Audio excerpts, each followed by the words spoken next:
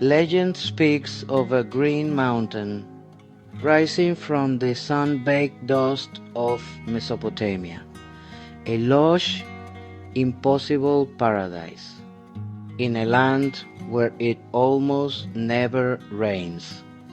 This is the mystery of the Hanging Gardens of Babylon, traditionally attributed to King Nebuchadnezzar II. These gardens were said to be a gift for his wife, Queen Amytis. Homesick for the lush, mountainous terrain of her native Media, her longing inspired one of the ancient world's most ambitious architectural feats. But here is the catch. We haven't found a single brick of them. No definitive Babylonian texts even mention their existence. Today, we deconstruct the engineering of a wonder that might be the greatest ghost in landscape history.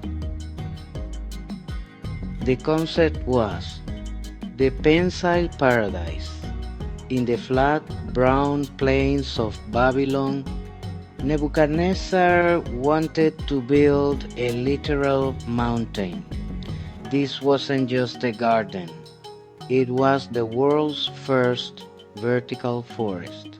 By stacking stone terraces into a ziggurat shape, the designers created a microclimate of shade and moisture, a cool refuge from the oppressive desert heat. It was a rebellion against the desert, a statement that a king's love could make the sand bloom. If they existed, the engineering was terrifyingly advanced for 600 BC. The irrigation. How do you get water to the top of a 75-foot mountain? Ancient texts describe a chain pump, a series of buckets on a wheel, likely powered by oxen or slaves walking on a treadmill. Lifting water from the Euphrates River, this was the ancestor of every fountain pump we use today. The layering.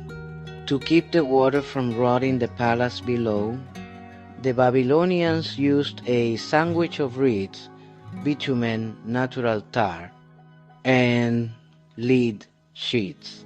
It was the birth of waterproofing. In landscape architecture, the vegetation.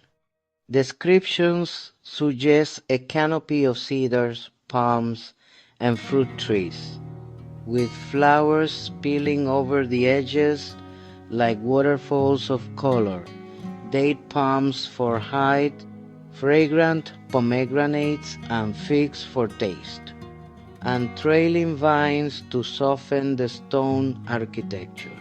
Each plant was chosen to create a sensory experience. Whether they stood in Babylon or were actually 300 miles north in Nineveh, a theory suggesting they were built by the Assyrian king Sennacherib. The Hanging Gardens represent the birth of our desire to bring nature into the city. They are the DNA of every rooftop garden and vertical park on earth. A timeless blueprint for urban oases. If you love the intersection of mystery and design, hit that like button. In our next episode, we travel to the Mediterranean to see how the Romans turned landscape into a private luxury. Subscribe to keep traveling through time. I'm Reza Molina, and this is Landscape Architecture Legends.